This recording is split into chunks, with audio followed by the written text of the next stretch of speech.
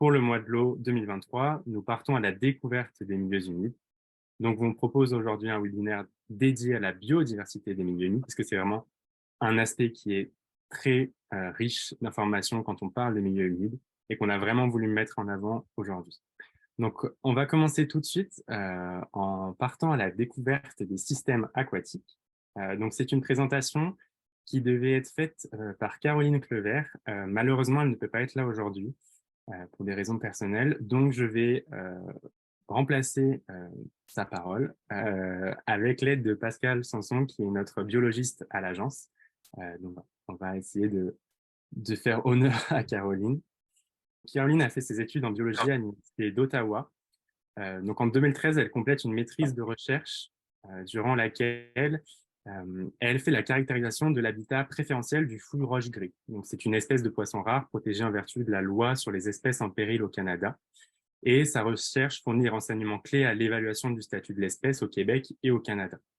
Donc, après ses études, Caroline, elle poursuit une carrière à Immigration Canada, où elle travaille dans le domaine des statistiques et de l'analyse de données. Et c'est en 2022 qu'elle renoue avec sa passion pour les sciences et elle joint l'équipe d'enseignants du programme d'environnement forestier et faunique du Collège La Cité en Ontario. Donc, pour commencer, on va parler des systèmes aquatiques. Donc, qu'est-ce qu'un système aquatique? C'est un ensemble d'organismes interdépendants qui dépendent également de leur milieu aquatique pour les éléments nutritifs qui s'y trouvent.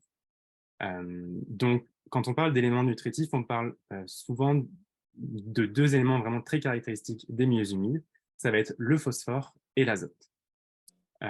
Mais on va aussi avoir un ensemble de caractéristiques, donc notamment des organismes. Donc, il faut savoir que les milieux humides sont vraiment caractérisés comme des réservoirs de biodiversité, notamment par leur richesse en organismes. Donc, on va avoir une grande variété d'oiseaux aquatiques, de reptiles et amphibiens, de poissons, d'invertébrés. Il faut aussi savoir qu'on a plusieurs milieux aquatiques. Donc, on va avoir des systèmes lentiques lents, on va avoir des systèmes lotiques rapides et aussi des zones humides.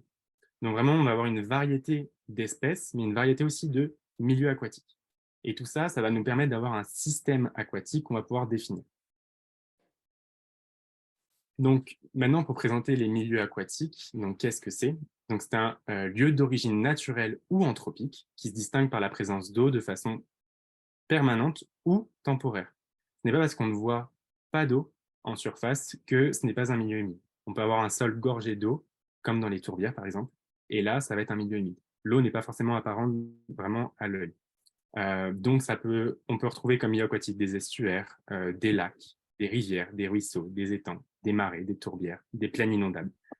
Dès qu'on a une interaction entre l'eau et vraiment une modification de la végétation et de l'habitat justement de la faune, on va pouvoir caractériser un milieu humide suivant une classification.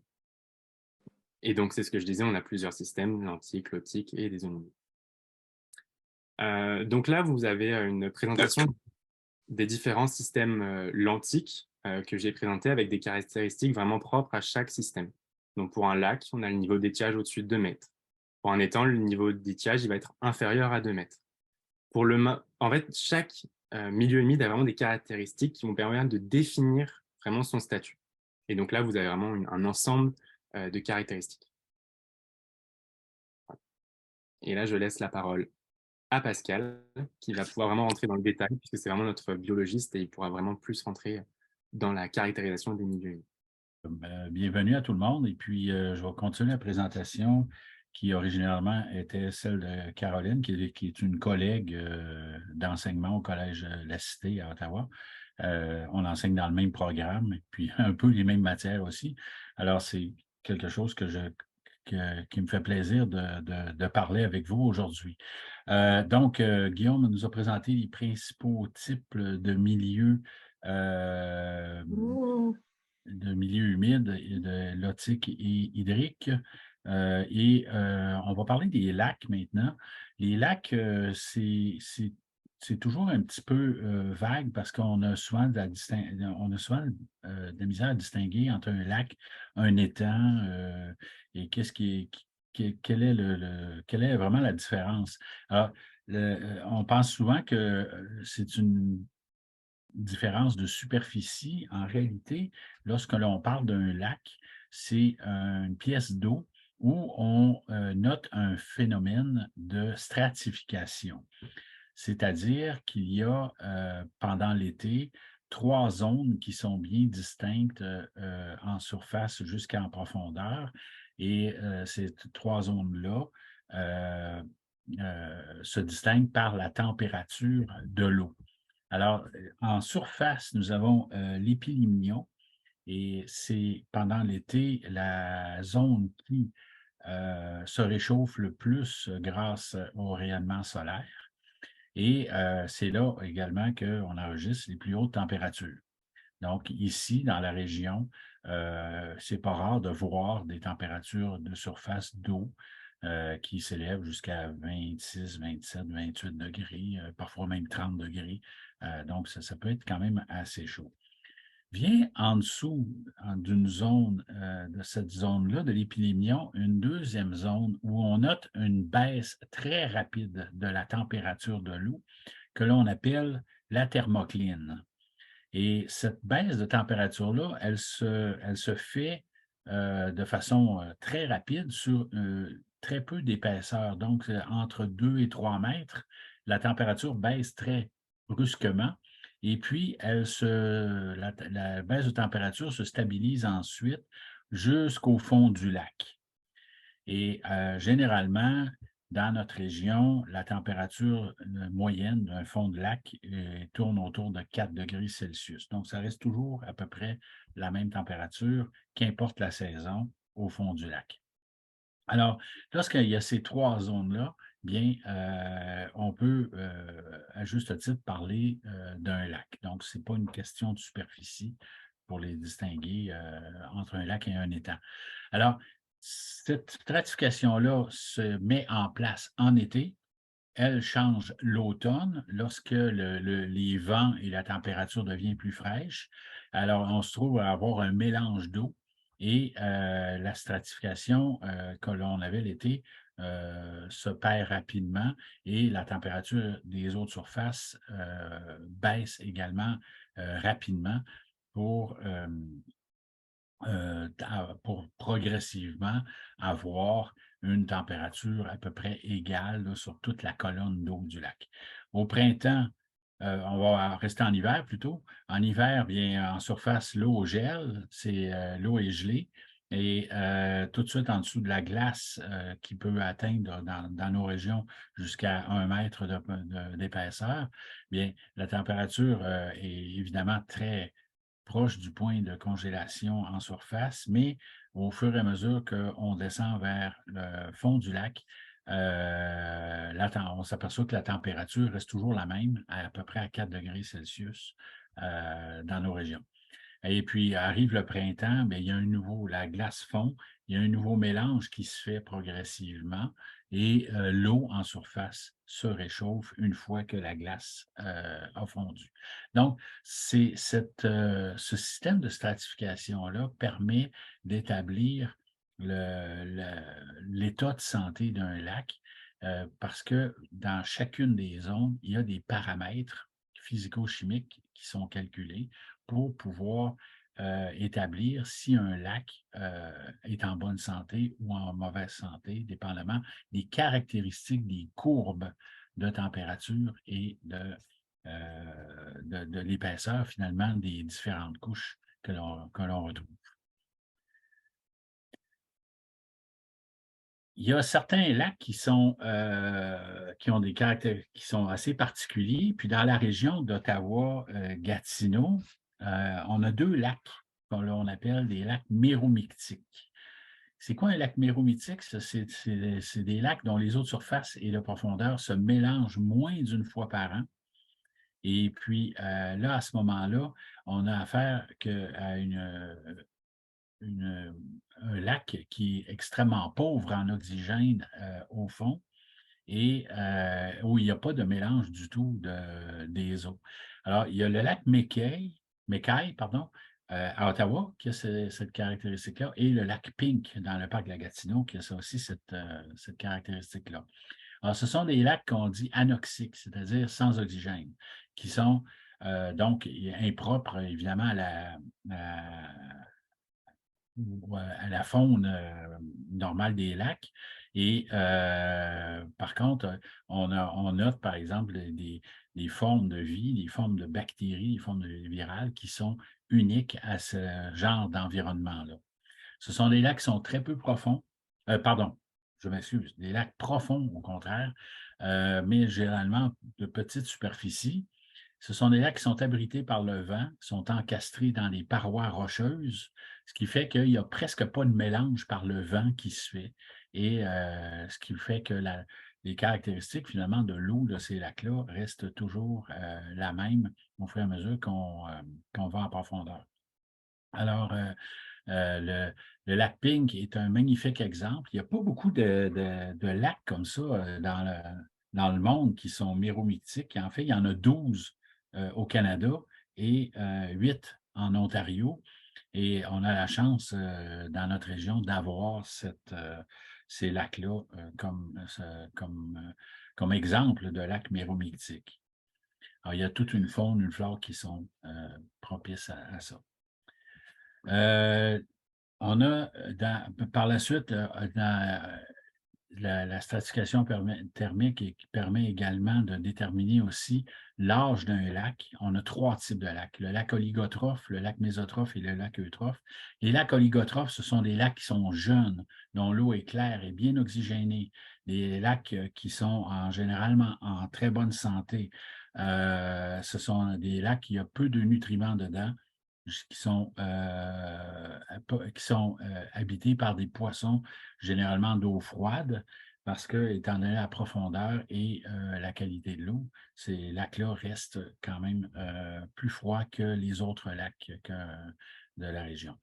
Il y a des lacs mésotrophes qui sont intermédiaires entre les deux. Donc, c'est un lac où on commence à noter la présence d'éléments nutritifs dans l'eau. Il commence aussi à être envahi par la végétation. Il y a une présence aussi de matière organique dans le fond du lac. La transparence de l'eau également est affectée par l'apport des cyanobactéries, des algues et des micro-organismes qui sont contenus dans l'eau. Il y a également différents degrés de mésotrophie. Et puis, peu à peu, on s'en va vers l'étape ultime qui est le lac eutrophe, qui est un lac vieux, qui est un lac en vieillissant. Ils sont riches en éléments nutritifs, ces lacs-là. L'eau est généralement peu transparente, trouble.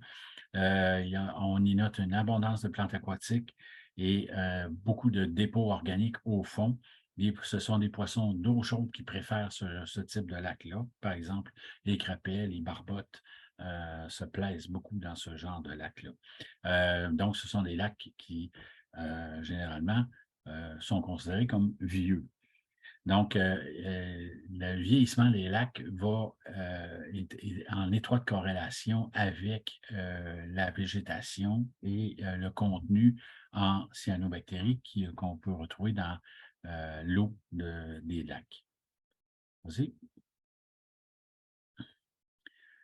Donc, pour mesurer le niveau trophique des lacs, on utilise 3 critères principaux, le contenu en phosphore, le contenu en chlorophylle et la transparence de l'eau. Le contenu en phosphore, le phosphore étant un élément nutritif, c'est de la nourriture pour les algues et les plantes aquatiques. Donc, plus il y a de phosphore dans l'eau, plus, évidemment, ça sert de nourriture à ces organismes végétaux-là.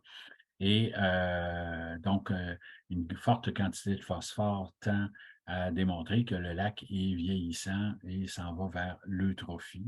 Donc, des lacs qui sont généralement, souvent, pas en très bonne santé. Alors, on évalue aussi la quantité de chlorophylle dans l'eau, qui est évidemment le pigment principal des algues. Et plus, évidemment, il y a de chlorophylle, moins la qualité de l'eau est bonne. Et puis, la transparence de l'eau qui est affectée par la présence de de plantes, de micro-organismes qui sont flottants dans l'eau et qui affectent la transparence. Et puis, moins un lac est transparent, plus évidemment il est chargé en sédiments et ça joue sur le degré d'eutrophie de ces lacs-là également. Alors, ce sont les 3 critères qui sont analysés soit par sonde ou par analyse de laboratoire qui permettent de déterminer l'âge d'un lac. Comment meurt un lac? Bon, je ne reprendrai pas tout le détail du graphique, mais comment meurt un lac? C'est qu'un lac tend vers l'eutrophie, c'est un phénomène naturel. Alors, nos lacs ici au Québec, en Ontario, datent d'environ 10-12 000 ans au maximum, et certains lacs conservent leurs caractéristiques jeunes, et certains autres vieillissent tranquillement et se comblent de sédiments et puis deviennent envahis par la végétation. En principe, c'est un principe qui est naturel, mais lorsque les activités humaines se retrouvent autour, les activités humaines peuvent accélérer ce processus d'eutrophisation. Alors, plus il y a des activités, par exemple, agricoles, des coupes forestières, des activités urbaines, toutes ces activités génèrent une quantité variable de phosphore et d'azote dans l'eau, qui sont autant de substances nutritives pour les plantes. Et lorsqu'il y a une surconcentration de ces deux éléments-là, ben, les plantes en profitent et se multiplient de façon exponentielle là, dans certaines circonstances. Donc, les activités humaines accélèrent le processus de vieillissement d'un lac et on a un exemple, par exemple, d'aménagement, d'un bon aménagement. Plus on conserve la couverture végétale autour du plan d'eau, moins on jette de sédiments et de phosphore et d'azote dans l'eau, plus la qualité de l'eau se conserve et on ralentit ici le processus naturel de vieillissement des lacs. Alors, l'homme est un accélérateur du processus de vieillissement. Est-ce qu'on peut inverser ce processus-là? Oui, c'est possible si on aménage adéquatement et que l'on conserve les caractéristiques naturelles d'un lac. On peut ralentir ou même inverser le processus de vieillissement.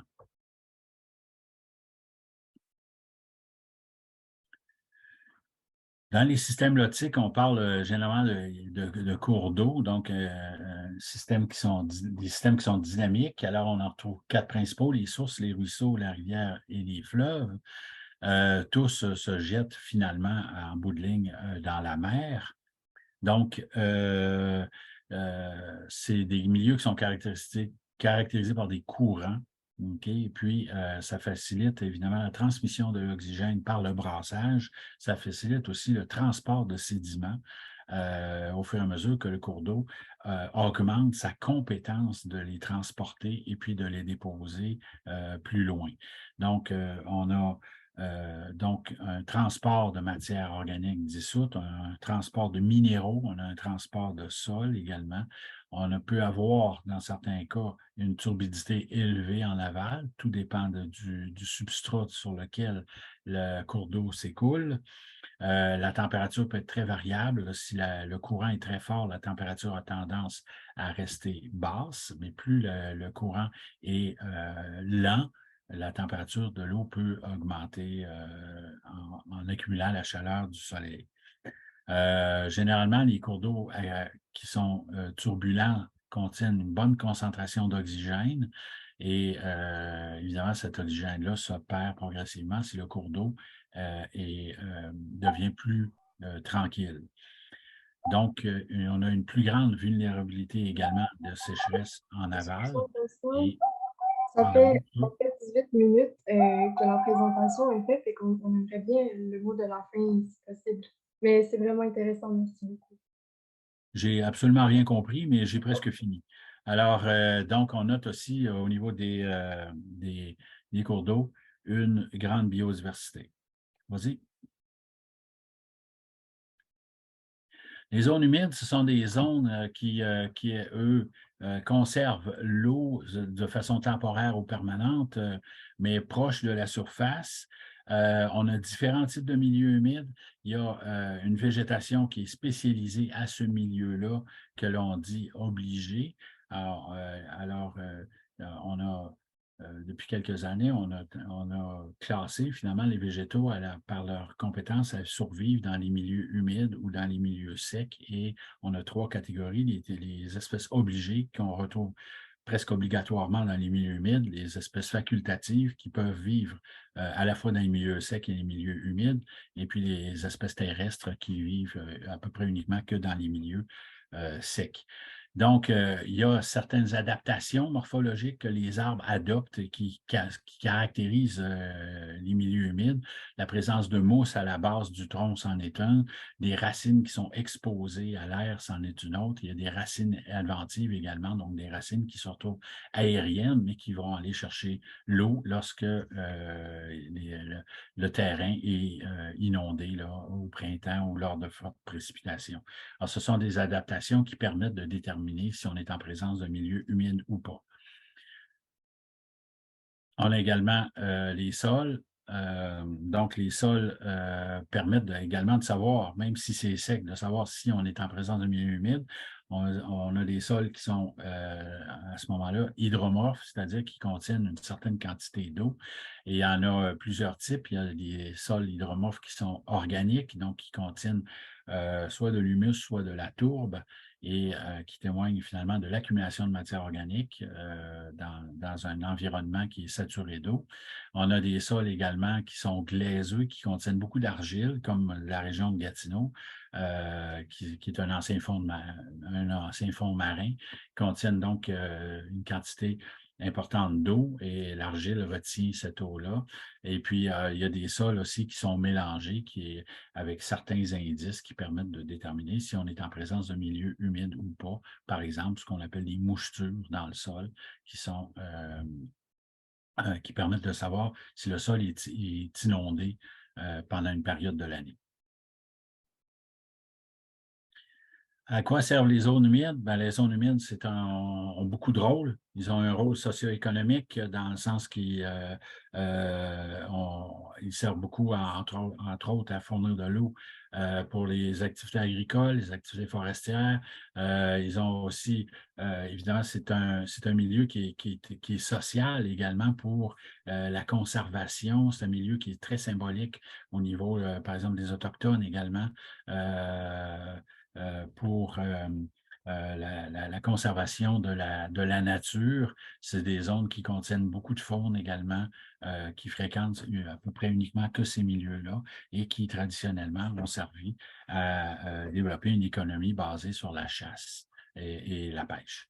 Ils agissent aussi, les milieux humides sont particulièrement importants dans nos forêts, surtout la forêt boréale, parce qu'ils agissent comme éponge, donc une réserve d'eau et qui peuvent être utilisés par la végétation forestière en cas de sécheresse. Et puis, évidemment, c'est des barrières également contre les feux de forêt. C'est un sujet bien de l'heure. C'est des réservoirs également de biodiversité. Vous savez que les milieux humides à l'hectare sont presque aussi productifs que la forêt tropicale amazonienne. Il y a à peine une petite différence entre les deux. Donc, ce sont des milieux extrêmement riches au niveau de la biodiversité, extrêmement riches au niveau de la productivité et évidemment de la conservation du carbone dans le sol. Donc, c'est entre autres la raison pourquoi ça agit comme un filtre dépolluant grâce à cette capacité d'accumuler le carbone. Merci beaucoup, Pascal. Donc là, on arrive à la fin de la présentation. Donc, on tient juste à préciser, donc c'était bien le diaporama de Caroline Levert. Donc, merci beaucoup, Pascal, d'avoir pris le relais justement pour présenter sa présentation. Donc, je pense qu'on peut passer à la prochaine présentation. Donc là, on va s'intéresser à la faune des milieux humides du sud du Québec avec Olivier. Donc, Olivier, je te laisse préparer ton partage d'écran. Et moi, je vais vous présenter donc Olivier. Donc, Olivier Cameron-Trudel est un biologiste en gestion de la faune au gouvernement du Québec depuis plus d'une décennie en Ontario. Il a occupé différents postes, mais coordonne depuis quelques années les dossiers ayant un lien avec la biodiversité terrestre, notamment avec les groupes d'espèces des amphibiens, des reptiles, d'oiseaux, de chauves-souris et d'insectes. Entouré d'une équipe dynamique et avec le support nécessaire des partenaires de conservation régionaux et des citoyens, il travaille principalement au suivi et au rétablissement des populations d'espèces à statut précaire. Merci beaucoup pour l'introduction. Ah non, c'est bon, le partage d'écran a été rétabli.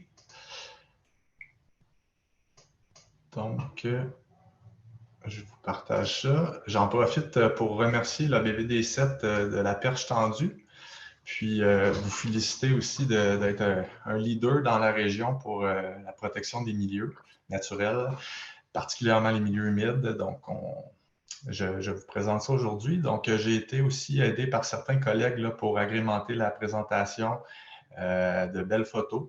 Donc, je vais faire un survol rapide de la faune dans les milieux humides. Comme vous allez voir, il y a une grande diversité. Donc, ça va aller assez vite, mais j'espère que je vais réussir à piquer votre curiosité. Donc, je vais passer rapidement. Bon, on a déjà abordé un peu la définition des milieux humides, mais je vais faire un bref survol aussi de ça. Donc, dans le fond, qu'est-ce qu'un milieu humide? C'est un site qui est saturé d'eau ou inondé pendant une période suffisante pour influencer la nature du sol ou la composition de la végétation, comme Pascal le présentait. Les différents types de milieux humides, on en a 4. Donc, le marais qui est caractérisé particulièrement par sa végétation herbacée, puis la présence d'arbustes et d'arbres sur moins de 25 % de sa superficie. Ensuite de ça, on a le marécage qui est caractérisé beaucoup par la végétation ligneuse ou arbustive ou arborescente qui croît sur un sol minéral qui couvre plus de 25 % de la superficie. Suivi par la tourbière qui est recouverte de sphènes sur une épaisseur minimale de 30 cm. Puis finalement, l'étang, qui a été discuté aussi dans la présentation précédente, donc qui est caractérisé par un niveau d'eau en période d'étiage, donc de base d'eau, qui est inférieur à 2 mètres. Puis qui est composé aussi de végétation flottante submergée par des plantes émergentes. Donc, comme Pascal l'a mentionné aussi, les milieux humides ont un grand bénéfice par les services écologiques écosystémiques qui fournissent à l'humain, mais aussi aux autres animaux, dont la filtration de l'eau, régulation des niveaux, le rafraîchissement de l'eau par la séquestration aussi du carbone, surtout dans les tourbières qu'on peut observer ça, mais dans d'autres milieux humides aussi. Il contribue à la qualité du paysage. C'est un milieu de grande biodiversité, autant pour la flore que pour la faune. Puis, il permet des activités d'observation faunique et de prélèvement comme la chasse, la pêche ou le piégeage qui contribuent à notre alimentation aussi. La valeur estimée des milieux humides est entre 10 000 à 20 000 $ par hectare par année. Donc, cette valeur-là a été estimée par l'équipe d'Ouranos. Puis, dans le fond, ce que ça représente, c'est si on voulait répliquer tous les services écosystémiques que je viens de vous présenter, c'est ça qui pourrait en coûter aux humains d'essayer de répliquer ces services-là. Puis je dis bien essayer parce que c'est une complexité énorme qui se passe dans ces systèmes-là. Donc aujourd'hui, la présentation va s'intéresser surtout aux groupes fauniques. Dans les milieux humides, cette diapo-là montre un peu là, la diversité qu'on peut retrouver. Donc on peut retrouver pratiquement tous les groupes d'espèces qu'on a au Québec. Puis je vais commencer par les groupes d'espèces qui ont apparu évolutivement le plus tôt, donc souvent sont à la base aussi de la chaîne alimentaire, là, donc c'est un peu la base de ces milieux-là, souvent pour la chaîne alimentaire des animaux. Donc, on a le zooplancton qui est très diversifié. Ici, je vous présente vraiment quelques groupes, mais vous pouvez voir dans la partie de gauche de la diapositive là, que c'est vraiment une soupe d'organismes qui existent dans les milieux humides, puis c'est très complexe. Donc, on a des amphipodes, des cladocères, les copépodes, les daphnies, les rotifères, les ostracodes, pour ne mentionner que ceux-là. Donc, c'est sûr que pour s'intéresser à cette faune-là, ça prend des binoculaires, des microscopes. C'est des groupes d'espèces qui sont moins faciles à observer là, pour les citoyens de façon générale. Ensuite de ça, un autre groupe d'espèces qu'on retrouve dans ces milieux-là, c'est les papillons. Donc, ici, vous pouvez voir quelques espèces. Tout au long de la présentation, vous allez voir aussi, j'ai utilisé souvent les affiches de la Fédération canadienne de la faune qui sont très intéressantes, puis quelques affiches aussi du ministère de l'Environnement, de la lutte contre les changements climatiques, de la faune et des parcs au Québec. Donc, je vous invite à aller chercher ça en ligne si ça vous intéresse, ils sont accessibles pour la plupart. Ensuite de ça, un autre groupe d'espèces qui est associé au milieu humide, c'est beaucoup les odonates, donc les libellules et les demoiselles, qui sont des groupes d'espèces souvent très appréciés parce que dans les milieux humides, la quantité d'insectes piqueurs peut être impressionnante. Puis généralement, quand on voit arriver les odonates en été, c'est un soulagement pour les gens qui font du terrain parce qu'ils contribuent un peu à abaisser le niveau des insectes piqueurs. Je vous présente rapidement le cycle de vie des odonates. Donc, nous, ce qu'on observe, c'est généralement les adultes, mais il faut savoir qu'ils ont un cycle qui est autant aquatique que terrestre. Donc, les odonates vont pondre leurs œufs dans les milieux humides. Puis, par la suite, la naïade, qui est la larve, va se développer dans le milieu aquatique du milieu humide. Puis, par la suite, aller faire son dernier stade de la mue à l'air libre, en fait, pour retourner à sa vie terrestre. Donc, c'est un peu ça qu'on peut observer pour ce groupe d'espèces-là. Je vous présente maintenant plusieurs macro-invertébrés benthiques, donc des gros invertébrés qu'on retrouve dans les milieux hydriques, dans les milieux humides. Donc, on a les odonates, les larves d'odonates, comme je viens de vous présenter là, dans le schéma précédent par rapport au cycle de vie aquatique. Les éphéméroptères, il y a aussi des coléoptères, comme vous pouvez voir la 3e puis la 5e image, puis les mollusques. C'est des groupes d'espèces qui peuvent expliquer parfois la qualité aquatique d'un milieu, en fait. Donc, il y a beaucoup d'inventaires qui sont faits aussi dans les cours d'eau pour documenter la présence puis la diversité de ces groupes d'espèces-là, qui est un indicateur de la qualité de l'eau. Un autre groupe d'espèces qu'on ne pense pas nécessairement, mais c'est les écrevisses. J'ai eu plus de misère à trouver des photos pour ce groupe-là. Bref, je le passe rapidement. Un autre groupe d'espèces aussi, c'est les araignées, qui est très diversifié. On peut penser aux dolomètres, les araignées d'eau. C'est un groupe d'espèces qui est très diversifié aussi, puis qui est relativement peu connu au Québec encore, bien qu'il y ait des spécialistes qui travaillent là-dessus activement. Un autre groupe d'invertébrés qu'on trouve dans les milieux humides sont les sangsues. Donc ici, on a deux espèces, dont une qui s'attache particulièrement aux tortues, là, de là son nom. Mais c'est des espèces qui sont généralement moins aimées des citoyens et des personnes en général, mais qui ont quand même un rôle important dans tout l'écosystème des milieux humides. Maintenant, je vais passer à des groupes d'espèces qui caractérisent un peu plus clairement les milieux humides dans la tête des gens. Donc, l'herpétofaune, on parle d'un groupe faunique des amphibiens et des reptiles. Ici, on a un groupe d'amphibiens, les anoures, qui regroupent les grenouilles, les rainettes et le crapaud. Donc, c'est des espèces que généralement, on peut surtout détecter en les entendant chanter. En tout cas, ça nous aide à les trouver pendant la période de reproduction. Puis, je vais vous présenter le cycle de vie de ce groupe d'espèces-là. Donc, la ponte des œufs, le développement des têtards et la métamorphose se font en milieu aquatique. Les adultes sont terrestres, aquatiques ou aquatiques, en fait. Puis, l'hibernation a lieu sur la terre ferme ou sur l'eau. Sous l'eau, excusez-moi. Donc, vous voyez la complexité, en fait, de leur cycle de vie.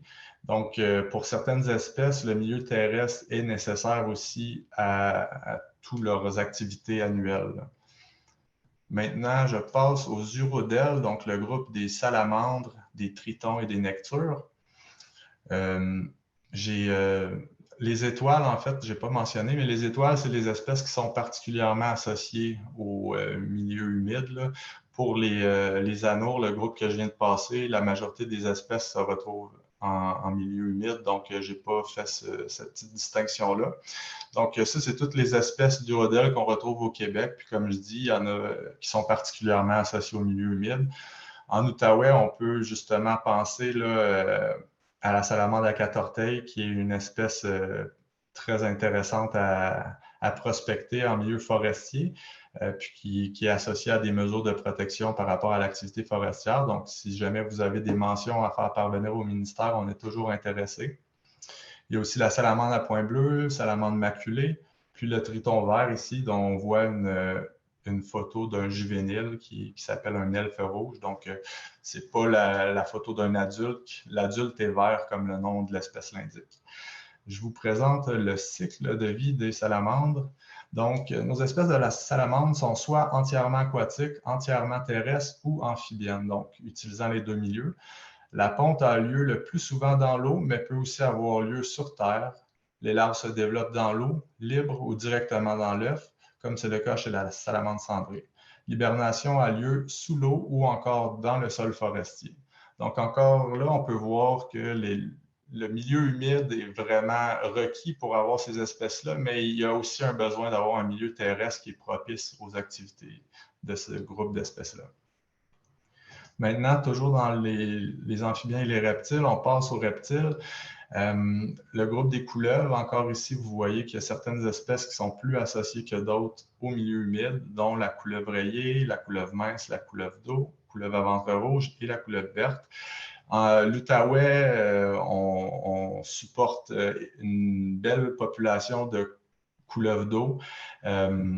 Puis aussi, pour l'instant, on est le seul endroit au Québec où on a détecté de la couleuvre mince, qui est une espèce qui ressemble énormément à la couleuvre rayée, mais qui a quand même des petites particularités. Puis bref, encore là et toujours, si vous avez des mentions à nous faire parvenir, le ministère est toujours intéressé par ce genre d'observation-là. Le cycle de vie des couleuvres. Nos couleuvres sont ovipares, donc pondent des œufs, ou ovovivipares, donc mettent la mise bas des bébés qui sont déjà formés. L'alimentation et l'exposition au soleil se font en milieu ouvert ou sous des abris. L'hibernation a lieu dans une cavité sous terre. Donc, bien que c'est un groupe d'espèces dont plusieurs spécimens utilisent les milieux humides, c'est certain que c'est des espèces plus terrestres, mais les milieux humides sont vraiment requis là, pour leur fournir une bonne qualité d'habitat, puis des proies accessibles. Maintenant, le groupe, je dirais, fort des milieux humides, ce serait les tortues, selon moi. Je pense qu'en Outaouais, on a vraiment une très belle biodiversité, on est chanceux de ça. Particulièrement là, les tortues qui sont très associées aux milieux humides, ce serait la tortue mouchetée, musquée, la tortue serpentine et peinte, puis partiellement la tortue des bois aussi pendant une période de son année. Vous voyez dans la fin de la liste, j'ai laissé la tortue ponctuée qu'on retrouve sur les listes du Québec, mais on pense qu'il n'y a plus d'occupation du Québec par cette espèce-là. Les mentions qu'on a datent de très longtemps. Donc, c'est ça, en Outaouais, on a vraiment une belle diversité des tortues. La seule qu'on n'a pas, c'est la tortue molle à épines, puis la ponctuée, en fait, comme je viens de dire, qui est disparue du Québec. Puis donc, là, les milieux sont vraiment d'une grande richesse. On peut penser particulièrement là, aux milieux humides dans la MRC Pontiac pour la tortue mouchetée et musquée, puis aussi la tortue des bois, mais la vallée de la Gatineau aussi là, supporte de belles populations de tortues des bois. Donc, c'est vraiment un groupe d'espèces forts pour l'Outaouais, puis qui sont assez menacés là, avec le développement puis la mortalité routière. Donc, c'est un groupe aussi qu'on vous invite à nous rapporter si vous faites des observations d'intérêt. Le cycle de vie des tortues. La ponte des œufs se fait sur terre. Après l'éclosion, les bébés migrent vers les milieux aquatiques où ils vivent. L'exposition au soleil se fait sur un support émergent ou à la surface de l'eau. L'hibernation se passe au fond des plans d'eau. Donc, encore ici, c'est un groupe qui est vraiment inféodé aux milieux humides, mais dont les milieux terrestres adjacents sont d'une nécessité là, pour leur survie. Oui, c'est ça. Je vais passer maintenant au groupe des oiseaux, donc l'avifaune. On a 4 groupes d'oiseaux, en fait, qui occupent principalement les milieux humides. Donc, on commence par les échassiers, qui sont des oiseaux qui sont assez faciles à observer, généralement plus connus des gens. Donc, le célèbre graineron, on a le butard, on a aussi d'autres espèces là, comme la marouette de Caroline. Donc, c'est des groupes facilement observables, généralement avant que la végétation en milieu humide sorte trop, là, donc en début de saison. On peut aussi les entendre souvent quand c'est difficile de les observer là, à travers toute la végétation. Un autre groupe d'espèces, un autre groupe d'oiseaux, en fait, qui abondent dans les milieux humides, c'est les insectivores aériens. Donc, principalement, là, les espèces les plus connues sont les hirondelles, les martinets, les moucherolles. Un autre groupe d'oiseaux dans les milieux humides sont les limicoles, donc les oiseaux de rivage qui vont s'alimenter à la bordure vraiment des milieux. Puis finalement, oh, c'est le seul qui avait une petite animation, mais le groupe de la sauvagine, là, justement, qui est les canards, c'est des groupes qui peuvent être aussi chassés, donc qui ont un bon intérêt souvent pour les activités de prélèvement. Maintenant, je passe aux mammifères. Donc, le groupe, je dirais, fort des milieux humides, ça serait les chauves-souris qui vont utiliser ces milieux-là vraiment pour leurs activités de chasse, mais aussi parfois pour la nidification, là, quand il y a des chicots disponibles.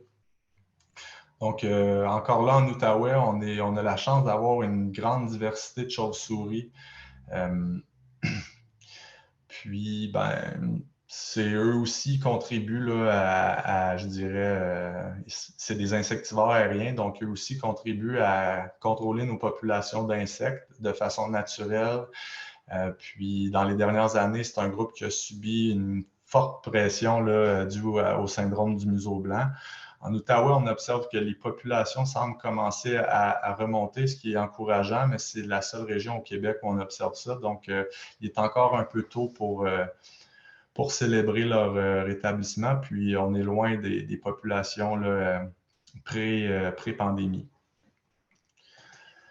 Maintenant, un autre groupe d'espèces de mammifères, ce serait les micro-mammifères.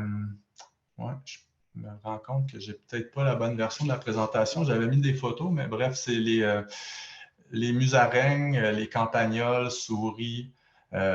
Donc, parmi ces espèces-là, il y en a plusieurs qui utilisent aussi les milieux humides. Ils sont assez difficiles à détecter de façon générale, là, donc c'est rare qu'on en observe. Je continue dans les mammifères de milieux humides. Bon, c'est pas leur habitat principal, mais ça arrive très souvent qu'ils utilisent ces milieux-là. Donc, le cerf de Virginie et l'orignal, qui intéresse énormément d'humains dans la région. Ensuite, sur les animaux à fourrure, on a castor, loutre, bison, rat musqué, raton laveur, lièvre. Donc, toutes ces espèces-là, il y en a qui sont plus associées que d'autres au milieu humide. Là. Le castor, c'est sans doute le roi en région. Mais c'est des milieux qui ont tellement une abondance de ressources alimentaires qu'il y a plusieurs espèces de mammifères qui passent énormément de temps dans ces milieux-là. Et finalement, le groupe des poissons. Donc, ici, on peut voir quelques espèces qui sont caractéristiques des milieux humides. Hein, le crapet soleil, l'umbre de vase, l'épinoche à 5 épines, puis le ménéléton, qui a un statut précaire. Donc, quand je passe à travers toutes ces espèces-là, ce qui est intéressant aussi de garder en tête, c'est qu'au final, c'est des écosystèmes puis une communauté. Donc, pris de façon unique, chaque espèce là, est intéressante, mais au final, ces milieux-là ont vraiment... l'intérêt de ces milieux-là, c'est vraiment la diversité qui s'y passe puis toutes les interconnexions avec les espèces. Donc, c'est justement des images tirées des affiches du ministère là, qui regroupent les espèces caractéristiques de ces milieux-là. J'ai un autre exemple ici de la Fédération canadienne de la faune qui s'intéresse vraiment à la diversité dans les tourbières. Donc, je vous invite à aller les regarder plus attentivement. Bon, maintenant, menaces et protection des milieux humides. Tantôt, on a eu une bonne question à savoir s'il y avait suffisamment d'actions qui étaient faites pour les protéger. Bien, je vous partage une citation de la Fondation de la faune. La majorité des milieux humides nord-américains ont été transformés, drainés ou remblayés au profit des réseaux routiers et navals, de l'urbanisation, de l'agriculture et de la villégiature. En 1966, la région de Montréal ne comptait plus que 20% des milieux humides présents au début de la colonie. Aux États-Unis, 50% de ces écosystèmes ont déjà disparu. Dans le sud de l'Ontario et du Québec, on parle de 60 à 80%. Combien en reste-t-il maintenant? Protégeons et restaurons ce qui reste. Donc, des chiffres comme ça nous montre que c'est des milieux qui ont subi énormément de pression puis de menaces dans le passé. Et donc, la conservation de ces milieux-là aujourd'hui est requise à un niveau qui est beaucoup plus élevé que les seuils de conservation qu'on entend généralement de façon internationale, le 15 ou 20%. Ce qui nous reste est vraiment essentiel à conserver, puis c'est là-dessus qu'il faut travailler. Parlant de conservation, je vous partage quelques actions de conservation qui sont envisagées, qui peuvent se faire parfois au niveau citoyen ou avec de l'implication, mais notamment là, se renseigner, sensibiliser son entourage sur l'importance de ces milieux-là, la diversité qu'on y trouve aussi. Conserver sa bande riveraine intacte si on a des milieux humides sur notre terrain, mais c'est aussi important pour les milieux hydriques, là, mais là on parle de milieux humides. Limiter le dérangement, surtout d'avril à juillet, où la majorité des espèces vont passer à travers leur cycle de reproduction. Donc, c'est surtout à ces moments-là que le dérangement peut être important pour leurs activités névralgiques, là, soit la reproduction pour maintenir les populations. Maintenir une population contrôlée de castors, en fait, je dis contrôlée parce que le contrôle peut être un facteur de succès dans la cohabitation avec l'humain, puis une bonne cohabitation fait souvent en sorte que ces milieux-là vont être plus faciles à conserver. Conserver des chicots de taille et d'essence variées autour des milieux humides, ces structures-là sont des structures de reproduction aussi, puis ont une grande importance là, pour les espèces qu'on retrouve dans les milieux humides. Éviter la circulation des véhicules motorisés à proximité, mais surtout dedans les milieux humides, parce que l'impact peut se faire sentir sur plusieurs dizaines d'années. Considérez les programmes de dons écologiques. Si vous avez des milieux humides d'une belle richesse sur vos terrains, il existe des programmes qui peuvent permettre de faire un don puis bénéficier d'allègements fiscaux. Installer divers aménagements fauniques dans les milieux pour agrémenter la diversité de structures qu'on y trouve, notamment des nichoirs qui peuvent contribuer à la perte des chicots. S'intéresser puis être proactif par rapport à la planification municipale, on pense notamment là, au plan de PRMHH. Plans régionaux des milieux humides et hydriques. Ouais. OK, merci. C'est ça, c'est les régionaux qui me manquaient. Et puis s'impliquer comme citoyen ou même politiquement. C'est des avenues intéressantes. Je finis rapidement. Je suis plus en contrôle. OK. Donc, comme vous avez pu voir avec le cycle vital de plusieurs groupes d'espèces, les milieux humides, c'est juste un morceau du grand puzzle. Plusieurs espèces sont imbriquées dans ces milieux-là, puis les cycles vitaux sont partiellement comblés. Donc, il est important aussi de conserver les milieux terrestres puis aquatiques adjacents à ces milieux humides-là. Éviter la fragmentation en bordure des milieux humides parce qu'il y a plusieurs espèces qui n'ont pas des capacités de migration impressionnantes, mais qui doivent quand même migrer vers les milieux terrestres adjacents. Puis aménager des milieux qui offrent une complémentarité avec les milieux humides, là, comme je disais, des aménagements, par exemple, de nichoirs ou d'autres sites de nidification potentielle. Maintenant, pour en apprendre davantage, je vous invite à vous documenter, soit par Internet où il existe plusieurs guides d'identification vraiment bien faits au Québec, à mettre des bottes d'eau, puis à sortir avec vos jumelles pour observer, puis nous rapporter ce que vous observez.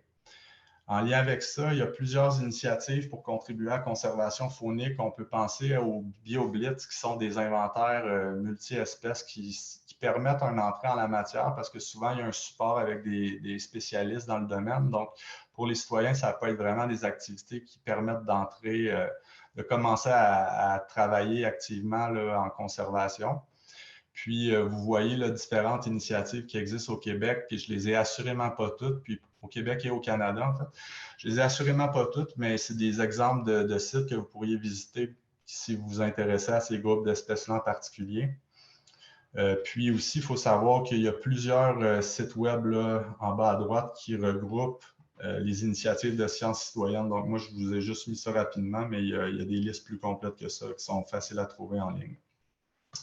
Donc, je vous remercie de votre intérêt pour la Fonde des milieux humides du Sud du Québec. Si vous avez des questions, ça va me faire plaisir. Puis, ça va me faire encore plus plaisir de vous croiser avec vos bottes d'eau dans des milieux humides près de chez nous.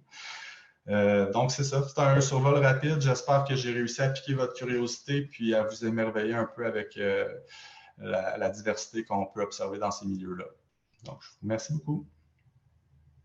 Merci à toi, Olivier.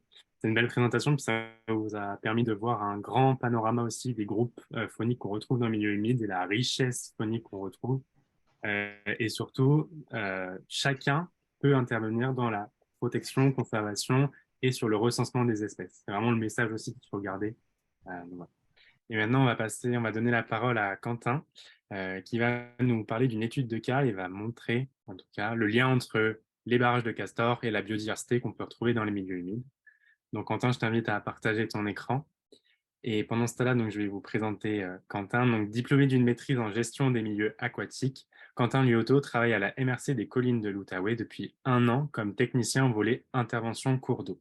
En plus de gérer les cours d'eau sur le territoire, Quentin travaille sur d'autres thématiques en environnement, notamment en lien avec les milieux humides et hydriques. Donc, je te laisse la parole, Quentin. Bon, écoutez, bonjour à tous. Merci Guillaume pour l'organisation de ce webinaire puis de ce mois de l'eau. Merci à la BVD7 pour cette invitation. Aujourd'hui, je vais vous parler un peu comme l'a dit Olivier plus précédemment, là, le roi des milieux humides, le castor, puis dans le fond, parler un peu de barrage de castor, ce qui est un peu ma réalité depuis que j'ai pris le poste, le mandat à la MRC en tant que technicien volet cours d'eau. Donc c'est ça. Je voulais l'amener sous un angle assez différent de comment est-ce qu'on peut finalement cohabiter avec le castor. C'est sûr qu'il nous donne des enjeux, mais comment est-ce qu'on peut vivre avec lui? Parce qu'on va le voir, en tout cas, je vais essayer de passer le message que quand même le castor a des intérêts positifs en ce qui a trait notamment à la biodiversité. Donc, juste un bref historique. Là, je suis pas un expert du castor non plus, je préfère le préciser à l'avance. Essayer de mettre en contexte le castor en Outaouais. En général, au Québec, le début du commerce des fourrures a commencé dans les années 1600. Pendant les 2 siècles qui ont suivi, on a assisté à une surexploitation de la ressource et donc une diminution des castors.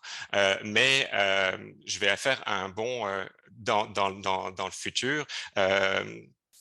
Depuis la fin des années 30, eh bien, le gouvernement du Canada et le gouvernement du Québec ont mis un statut de conservation pour protéger le castor. Donc, en fait, ce qui se passe, c'est que avec la diminution de la pression de piégeage et un habitat favorable au castor en Outaouais, pourquoi est-ce qu'on a un habitat favorable en Outaouais pour le castor? Eh bien, c'est parce qu'on a des belles forêts de feuillus qui leur procurent leur nourriture et on a également de nombreux plans d'eau qui constituent des habitats potentiels et également des densités relativement faibles de leur principal prédateur qui est le loup.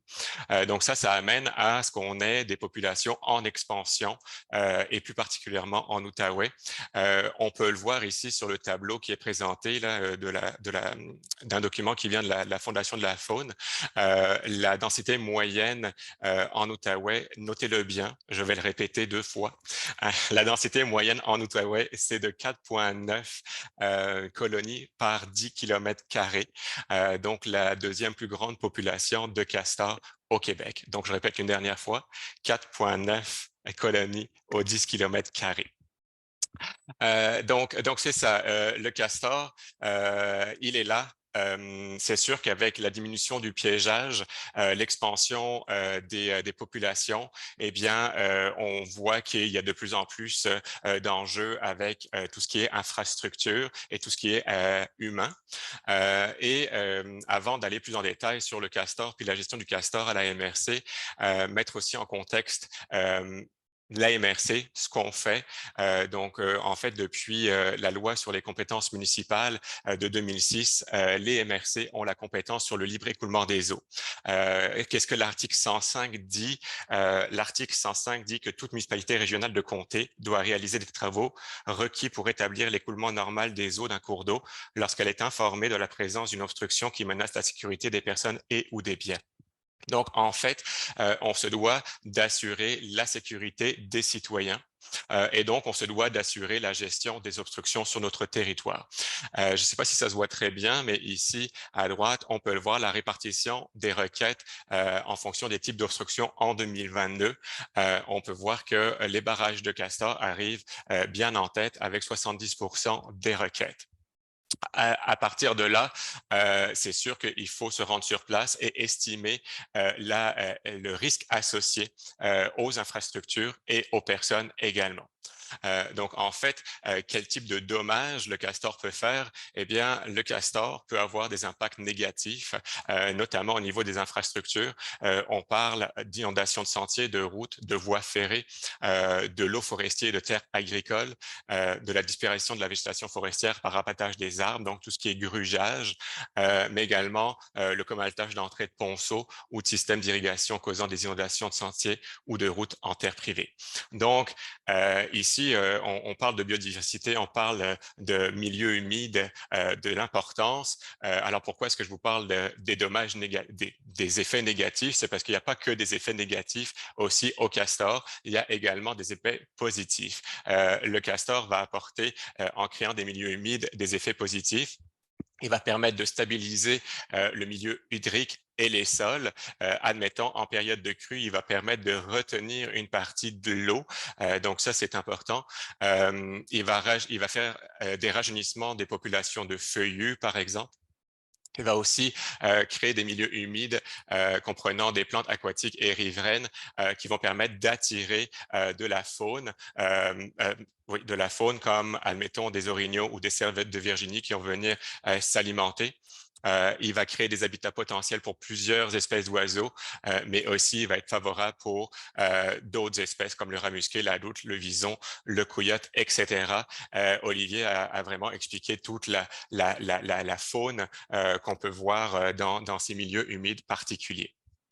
Puis, j'aimerais aussi attirer l'attention sur le fait que depuis ces dernières années, eh bien, on parle de plus en plus du castor comme un allié pour la lutte contre les changements climatiques. Là, on en parle justement, les feux de forêt. Là, il est dit que le castor, en créant des habitats, des milieux humides, va créer des milieux propices à la rétention d'eau en cas de sécheresse et ou de feu de forêt. Il va vraiment créer un milieu propice à la rétention d'eau, donc qui va être intéressante pour lutter contre les changements climatiques. Mais comme il a déjà été expliqué dans le passé, le castor est aussi un allié pour l'environnement et pour la biodiversité. Alors, avec tout ça, le castor, ça a des avantages, mais ça a également des inconvénients. On s'entend que nous, dans la MRC des collines de l'Outaouais, on est dans un milieu périurbain.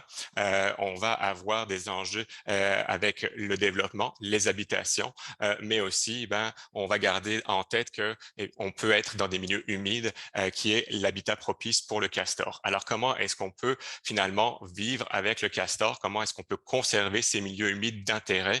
Eh bien, il y a plusieurs alternatives et aujourd'hui, je vais vous parler d'une initiative qui s'est passée dans l'une de nos municipalités, à Val-des-Monts, il n'y a pas si longtemps, en 2020. Donc, qu'est-ce qu'on peut faire pour cohabiter avec le castor finalement? Eh bien, on peut installer des systèmes de contrôle de débit d'eau. En fait, l'exemple à Val-des-Monts, c'est que il y avait une présence récurrente de castor. Puis, on s'entend que une des solutions faciles pour pouvoir gérer le castor, pour pouvoir contrôler les populations, c'est le trappage. Souvent, on va penser au trappage. Le trappage systématique, ça règle la problématique, mais très temporairement, parce que l'année d'après ou 2 ans après, eh bien, une autre colonie de castors peut s'installer parce que le milieu reste propice à l'installation. Alors,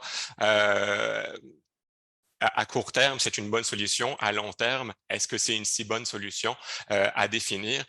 Mais c'est pour ça qu'il existe des alternatives.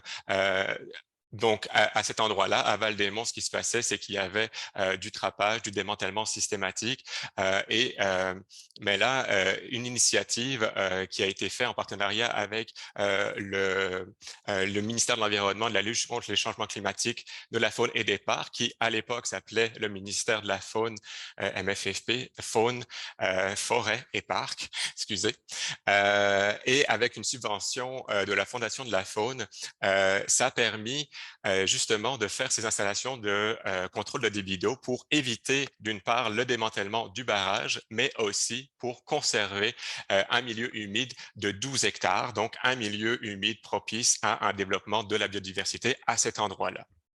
Ce qui est pas négligeable également, c'est que une des raisons pour laquelle il a été décidé de conserver ce barrage de castor, c'est qu'il y a eu des observations de la tortue mouchetée. La tortue mouchetée qui, elle, a un statut d'espèce menacée au Québec et comme on peut le voir, qui en Outaouais, 90% des habitats de la tortue mouchetée sont des milieux humides créés par le barrage de castor. Donc, une fois de plus, un barrage de castor très important pour la biodiversité. Donc, en quoi ça consiste d'aménager des systèmes de contrôle de débit d'eau? Finalement, c'est des travaux qui sont assez facilement réalisables, assez rapidement réalisables également. On parle de 2-3 jours entre le montage et l'installation des systèmes. Ici, vous voyez sur le schéma une installation qui s'appelle le triangle Leclerc. Leclerc du nom de Michel Leclerc, pour ceux qui le connaissent en Outaouais, justement Éco-Odyssée, là, le gagnant qui va aller à Éco-Odyssée va peut-être avoir la chance de rencontrer Michel Leclerc, qui lui a développé ce système qui permet finalement de conserver le barrage de castor tout en garantissant un certain débit d'eau qui va permettre de mitiger le risque associé au barrage. C'est-à-dire que la rétention en amont va être moindre. Donc, les inondations en amont du barrage vont être réduites et le risque de bris de barrage va être également moindre parce qu'on va garder le castor actif qui va pouvoir solidifier son barrage. Aussi, on va avoir un certain débit d'eau qui va passer et on va également être capable de contrôler le niveau d'eau qu'on veut avoir à l'intérieur de l'étang. Donc, on peut le voir ici sur le schéma. Je ne sais pas si vous voyez ma flèche, mais les installations qui sont perforées et qui vont être vraiment sous des flotteurs vont éviter au castor de pouvoir bloquer le système, donc qui va garantir une certaine pérennité dans la durée et dans l'utilisation de ces systèmes-là. Maintenant, j'ai mis un gros attention. Attention, on ne peut pas intervenir sur le castor et sur les barrages de castor n'importe comment. Ça nous prend un permis SEG et des autorisations nécessaires de la part du ministère de l'Environnement, de la lutte contre les changements climatiques, de la faune et des parcs. Donc, le permis SEG, c'est un permis qui nous permet de faire ce type d'installation qui a une vocation plus éducative et nous, pour les MRC, de pouvoir prévenir les risques. J'ai mis le résumé des exigences réglementaires relatives à la gestion des castors et au démantèlement de barrages de castors du même ministère. C'est vraiment un document, une source très intéressante qui explique justement que le castor est protégé par des lois et de pouvoir justement voir comment est-ce qu'on peut intervenir sur le barrage, dans quelles conditions on peut le faire sans permis et à quelles conditions on a besoin d'un permis pour intervenir. Donc, à gauche, c'est le schéma qu'on peut voir. À droite, c'est des photos de la réalisation.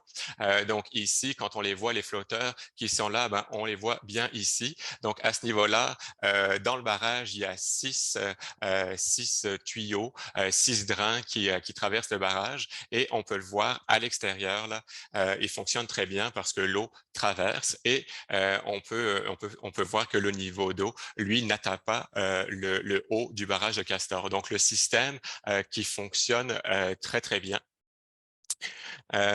Maintenant, des questions se posent. On peut partir des discussions par rapport à ces installations-là sur la faisabilité technique. C'est sûr qu'on ne peut pas installer des installations de contrôle de libido comme on a pu le voir partout dans tous les barrages de Castor. Ça prend des conditions optimales pour pouvoir le faire. On est mieux aussi d'intervenir en tête de bassin versant qu'en fin de bassin versant. Le débit va pas être le même, la capacité de rétention va pas être la même également. Le coût des travaux, c'est un coût qui est plus ou moins élevé. Admettons les travaux qui ont été réalisés à Val-des-Monts, matériel plus main-d'œuvre, c'est à peu près 14-15 000 $. Donc, ce qui n'est pas pour toutes les bourses, mais quand même, qui vaut quand même l'investissement si on le voit au fil des années. Donc, ça peut remplacer justement un trapage systématique et devenir plus rentable. Ensuite, un entretien, ben, c'est ça. C'est pas parce qu'on a installé cette installation-là qu'il ne faut pas l'entretenir. Donc, à partir de là, à qui appartient l'entretien de ces installations? Et enfin, l'acceptabilité sociale, c'est sûr qu'en termes de acceptabilité sociale, dans un milieu périurbain, dans un milieu urbanisé, le castor n'est pas forcément très bien vu. Donc, à partir de là, quand on veut conserver un barrage et quand on veut conserver le castor à un certain endroit, eh bien, ça va passer notamment par un processus de sensibilisation et un processus d'acceptabilité, oui, c'est ça, je vais le dire, acceptabilité sociale. Retenez-le pas, c'est pas le mot-clé que je voulais que vous reteniez aujourd'hui, mais effectivement, il faut qu'on puisse, j'en vois qui rigole, il faut qu'on puisse travailler également avec les citoyens à ce niveau-là. Pour le grand gagnant qui va pouvoir partir et profiter de Écodyssée, voici une belle photo de Écodyssée. Je fais de la publicité pour ma MRC et mes municipalités de la pêche. Si vous n'êtes pas déjà allé, je vous invite d'y aller. Et effectivement, Michel Leclerc, lui, a fait des installations de contrôle de débit d'eau sur son terrain et grâce à ça, a pu développer Écodyssée. Donc, si on revient sur les aspects positifs des milieux humides et notamment des milieux humides créés par les castors, on retrouve notamment la biodiversité, mais on retrouve aussi des bénéfices économiques parce que les milieux, les étangs que le castor va pouvoir créer, eh bien, va permettre des activités comme de la pêche, de la chasse, mais aussi dans le cas qu'on peut voir ici à l'écran du récréotourisme. Autre moyen de cohabiter avec le castor, il existe plusieurs façons de pouvoir se protéger des dommages qui sont causés par le castor. Donc, comment est-ce qu'on peut vivre avec lui sans que nous, on ait les dommages collatéraux? Eh bien, souvent, moi, je vais conseiller aux citoyens de protéger les arbres. Pour ce qui est des dommages liés aux arbres, c'est sûr que les castors sont plus intéressés par les feuillus. Fait que plantez plutôt des conifères le long de vos bandes riveraines et protégez vos arbres feuillus. Protégez aussi les ponceaux. La protection des ponceaux est très importante, que ce soit par des systèmes comme on peut le voir ici, comme des grilles qui sont mises à l'avant du ponceau ou des pré-barrages qu'on peut voir à l'arrière qui sont des méthodes prouvées qui permettent de protéger les ponceaux tout en garantissant bien l'activité du castor et le fait que lui va créer des milieux propices, encore une fois, à une faune et une flore typiques des milieux humides et hydriques. C'est sûr qu'encore une fois, il faut évaluer le terrain, l'endroit où on est. On ne peut pas installer ces installations-là où on le veut, quand on le veut. Il va falloir vraiment étudier le terrain et la faisabilité technique à chaque fois qu'on veut penser à ce style d'installation. Je vous ai mis deux références utiles qui viennent les deux de la Fondation de la faune, le guide d'aménagement et de la gestion du territoire utilisé par le castor au Québec et le guide de la saine gestion du castor par la protection des ponceaux, deux guides que moi, j'utilise beaucoup et que j'invite chacun d'entre vous à regarder, à consulter si autour de vous, vous avez des castors et si vous voyez qu'ils vous créent des enjeux par rapport à vos arbres ou par rapport à vos ponceaux. Encore une fois, on garde à l'idée que quand on met des installations de contrôle de libido, c'est quand on veut préserver un barrage de castors qui a un impact ou qui a des risques moindres ou soit mineurs, soit nuls. C'est sûr que quand un barrage de castors met à risque les personnes et ou les biens, on se doit d'agir tout de même. Donc, c'est ça, j'ai essayé d'aller un peu plus rapidement. Merci beaucoup. Puis si vous avez des questions, je vais les prendre maintenant. Sinon, vous pouvez me contacter n'importe quand à mon adresse courriel ou à mon numéro de téléphone. Merci beaucoup, Quentin. C'était une belle présentation. Puis ça permet de voir aussi que le castor, c'est vraiment un acteur clé dans les milieux humides et que ça n'a pas forcément que des aspects négatifs. Et c'est vraiment ce qu'on a aussi voulu montrer avec cette présentation-là. Donc voilà. Donc là, ça a été très bien fait. Merci beaucoup, Quentin. Donc maintenant, pour finir, on va laisser la parole à John. Donc là, qui va nous parler justement, il va nous montrer comment le milieu culturel peut être un appui à la conservation de la biodiversité des milieux humides. Donc John, je te laisse partager ton écran et je vais vous lire sa présentation. Donc, natif de l'Outaouais, John McDonnell habite une ferme familiale aux abords de la rivière La Blanche dans la municipalité de Mayo. Il est directeur général de section vallée de l'Outaouais de la Société pour la nature et les parcs du Canada, donc la SNAP. Depuis 2007 et avant de se joindre à la SNAP, il fut directeur général de la réserve écologique de la forêt La Blanche à Mayo, où il a remporté le prix Phoenix de l'environnement pour avoir mis en place un nouveau programme éducatif. Parmi ses réalisations à la SNAP, il est le plus fier de son travail menant à la création de la réserve aquatique de la rivière du Moine, un territoire de près de 1800 km², la plus grande aire protégée du côté québécois de la rivière des Outaouais.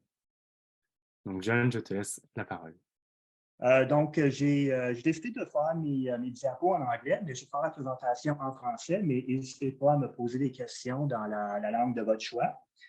Donc, je vais prendre une approche un petit peu différente que les autres présentations, dans le sens que ça va être beaucoup moins technique, mais je vais vous présenter, dans le cadre du mois de l'eau, la campagne citoyenne qui a eu comme résultat la protection de la rivière du Moine et une bonne partie de son bassin versant, ainsi que le rôle du secteur communautaire, mais surtout culturel, comme on a dit, dans cette réalisation-là. Donc, pour commencer, j'aimerais tout d'abord rappeler que la rivière du Moine se trouve sur le territoire non cédé de la nation Algonquine-Anishinaabe, dont la présence remonte à des temps immémoriaux. Et puis, je tiens également à souligner que les Algonquins sont les gardiens et les défenseurs habituels du bassin versant de la rivière du Outaouais et de ses vallées affluentes, notamment la du Moine, la Noire, la Plonge, où la SNAP travaille. Et d'ailleurs, je suis très fier du fait que dans le cadre de nos projets de conservation, nous travaillons avec la communauté de Wolf Lake et de Kiliganzibi. Juste pour vous présenter rapidement la SNAP Vallée de l'Outaouais. Nous sommes un organisme de conservation de la nature. Nous travaillons uniquement en terre publique. Donc, nous encourageons, nous appuyons, nous travaillons avec les gouvernements, que ce soit fédéral, provincial ou encore issus de Premières Nations pour créer des aires protégées. Donc, on se rappelle de la conférence COP15 au mois de décembre à Montréal où il y a eu une entente internationale pour protéger 30% de nos milieux naturels d'ici 2030. Donc, notre travail s'inscrit beaucoup dans cette démarche-là. Et d'ailleurs, 30%, c'est vraiment le minimum si on veut vraiment freiner la crise de la biodiversité ou encore des changements climatiques. Dans certains milieux, dans certains habitats, on doit vraiment protéger de 50 à 70%. Donc, il nous reste beaucoup de travail à faire, mais au niveau de la section Vallée de l'Outaouais de la SNAP, nous travaillons sur notre territoire d'intérêt, c'est vraiment le bassin versant de la rivière des Outaouais. Donc, c'est un territoire qui est quand même très grand. Ça fait 2 fois la superficie du Nouveau-Brunswick. Et puis, comme j'ai dit, c'est sur le territoire non cédé de la nation algonquine. Et puis, ici, on voit un aperçu là, du territoire où nous travaillons. Donc, on voit le noyau urbain ici, là, avec le parc de la Gatineau, puis la ceinture de verdure, le parc algonquin ici, et puis la rivière du Moine, l'aire protégée de la rivière du Moine ici. Donc, j'ai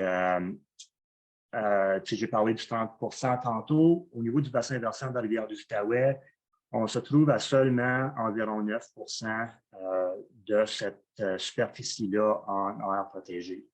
Donc, il reste beaucoup de travail à faire. Et puis, en Outaouais, c'est encore moins si on regarde vraiment la région administrative. On parle de seulement un peu plus que 7%, 7,2%.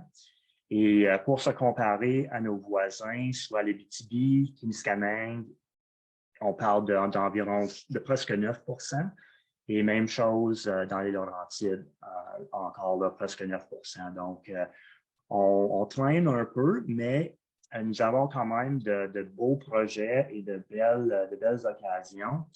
Et puis, j'aime cette carte-ci en particulier parce qu'on voit, on voit la du Moine, on voit le parc algonquin, et puis la SNAP, nous avons une initiative qui s'appelle Algonquin aux Adirondacks, qui vise à connecter le parc algonquin aux Adirondacks, qui fait partie d'un ensemble de connectivité aux États-Unis.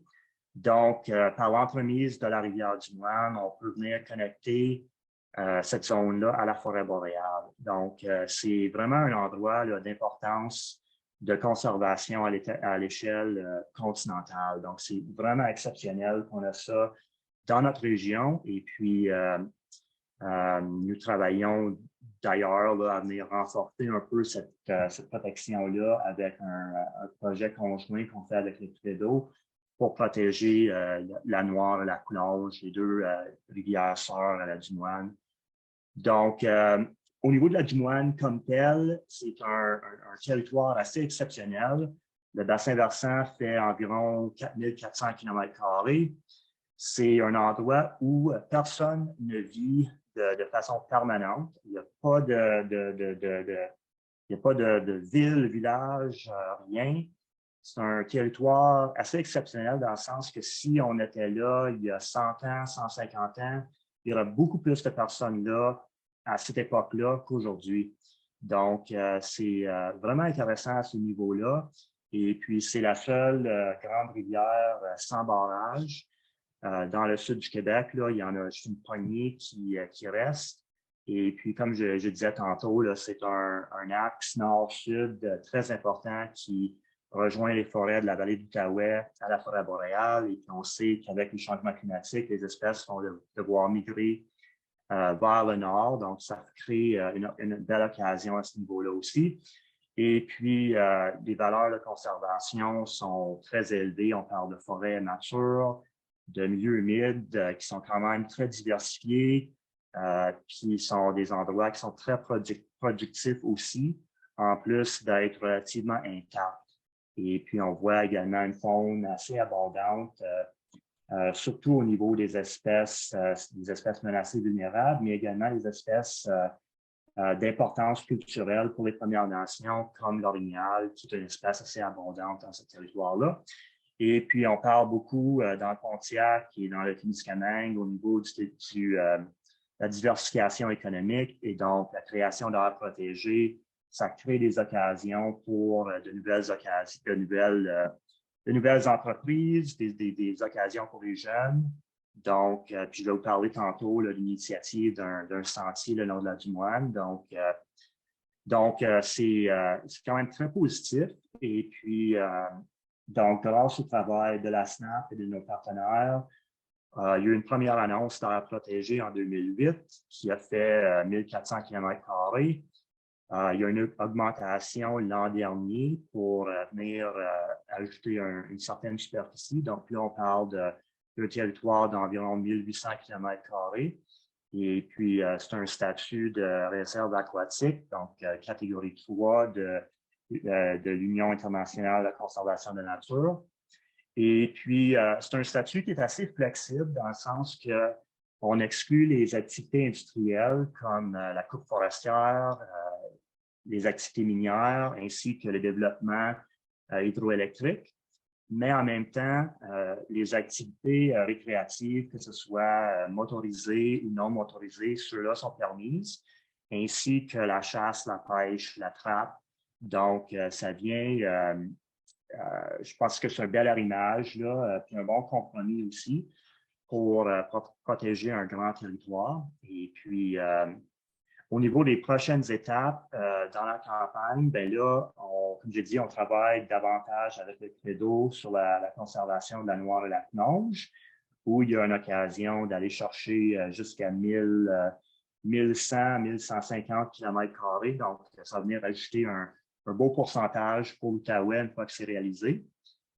Et puis, du côté de l'Ontario, il y a une occasion vraiment intéressante pour créer une nouvelle aire protégée. Et puis, il y a seulement 18 km qui séparent le parc algonquin à l'aire protégée de la Rivière-du-Moine.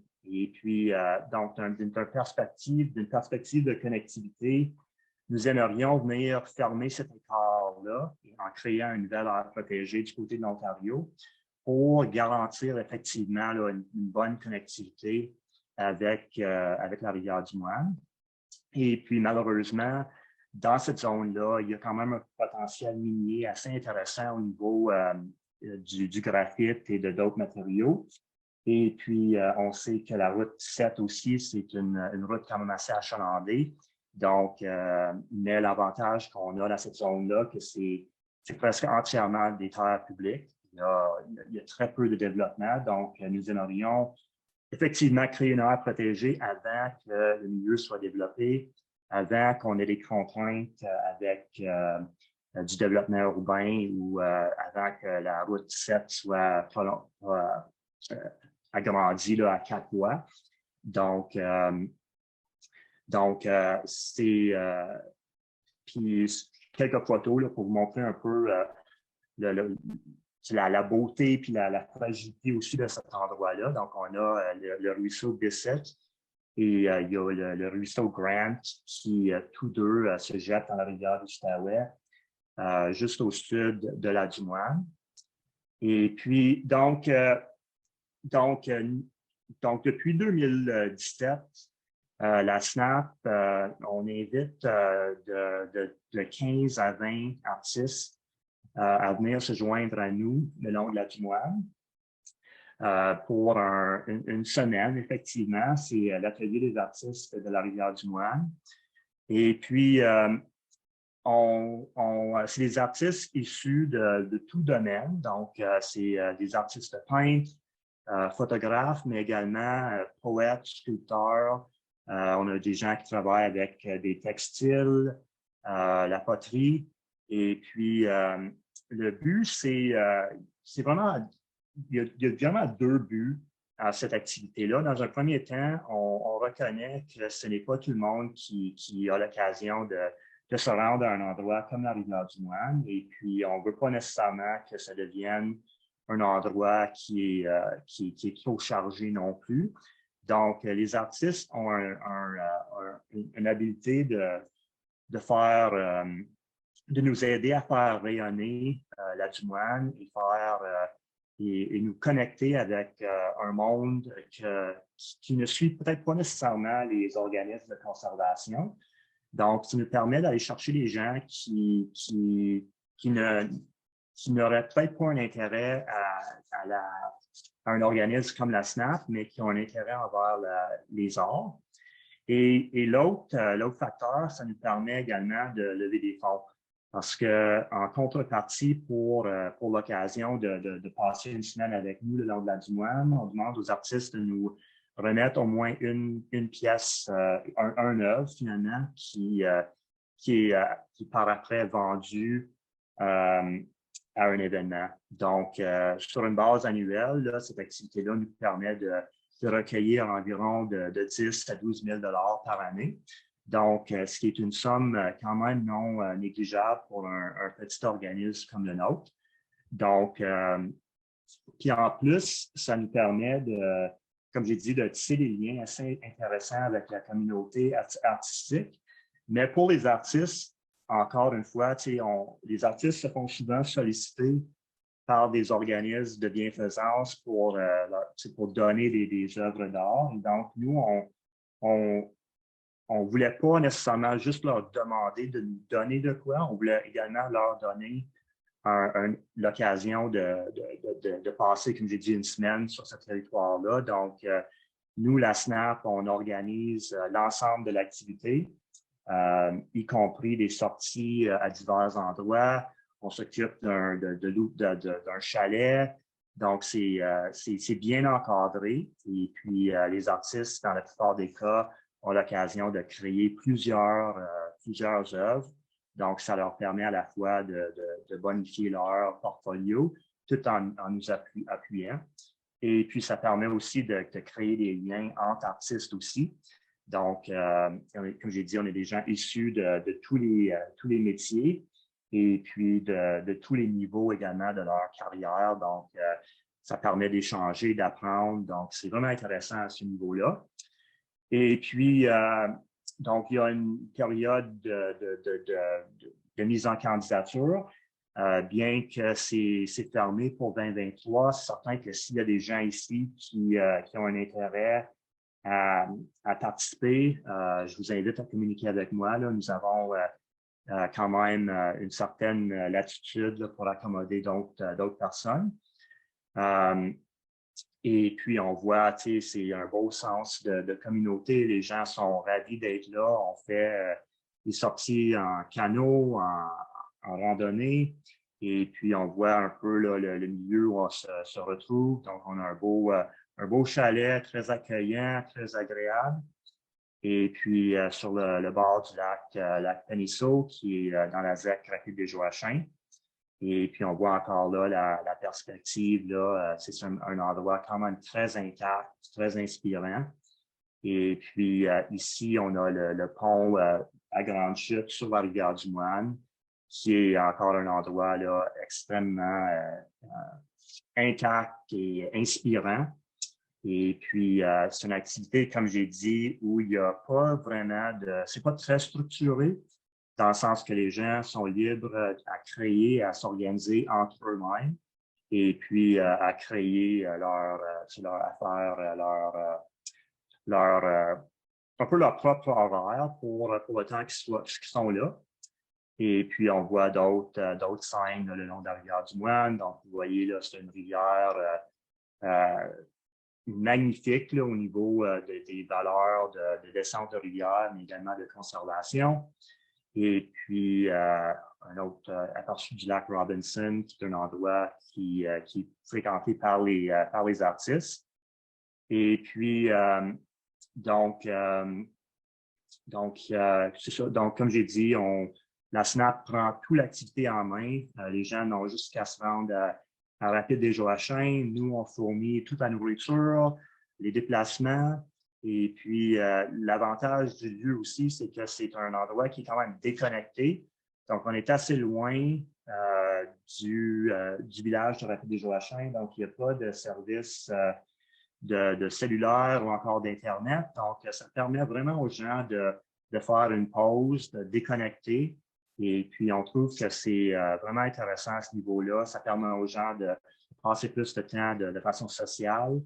Et puis, on est quand même bien équipé, évidemment, au niveau d'urgence. Si on doit communiquer avec les autorités, on peut le faire, mais c'est un peu ça. Et puis, d'autres belles vues de la rivière du Moine à partir d'une île sur le lac Robinson.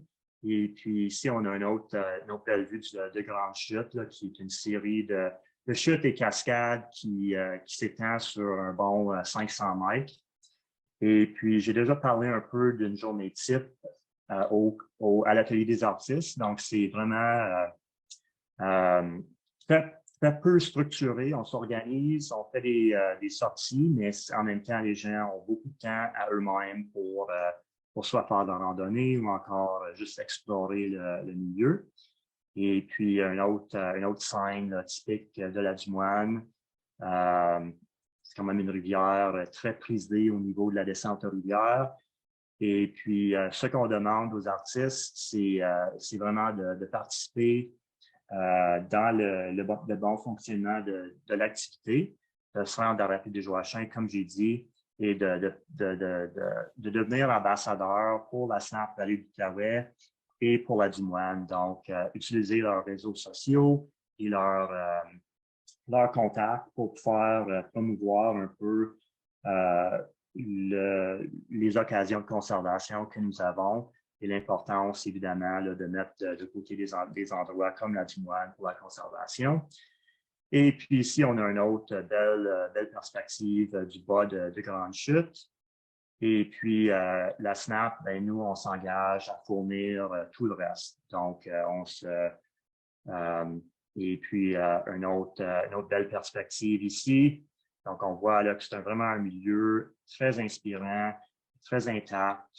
Et puis, juste rapidement aussi, le financement du Camp des artistes nous permet de réaliser certaines activités de mise en valeur ou encore d'intendance le long de la rivière du Moine. Donc, nous travaillons avec d'autres groupes pour aménager un sentier de 26 km qui rejoint Grande Chute et la rivière du Outaouais. Et donc, l'an dernier, la SNAP, nous avons aménagé ce belvédère-là à l'étang Stevens. Et puis, nous avons l'intention d'en faire quelques autres aménagements comme ça en 2023. Donc, les fonds qui sont recueillis sont réinvestis, évidemment, dans le projet. Et puis, si vous avez des questions ou si vous aimeriez me rejoindre, vous avez mon courriel ici. Et puis, comme j'ai dit, si l'activité vous intéresse, nous avons quand même de l'espace pour quelques personnes de plus. Donc, ça fait pas mal le tour. Donc, s'il y a des questions, je vais juste fermer le partage. Merci beaucoup, John, pour ta présentation. Ça permet aussi de voir que, à travers l'art, on peut aussi apprécier la diversité des milieux humides et hydriques qu'on peut observer. C'est vraiment une autre approche qu'on a voulu vous montrer à travers ce webinaire-là, c'est que c'est pas forcément, voilà, c'est une version un peu plus abstraite, un peu plus éloignée, mais qui est aussi importante. C'est une autre approche et c'est très intéressant. Donc, n'hésitez surtout pas à vous rapprocher de la SNAP si vous voulez participer à ces ateliers. Et donc, c'est la fin des présentations pour ce webinaire-là. Donc, vraiment, merci à tous les présentateurs, donc Olivier, Quentin, John, et merci aussi à Pascal d'avoir pris le relais dû à l'absence de Caroline.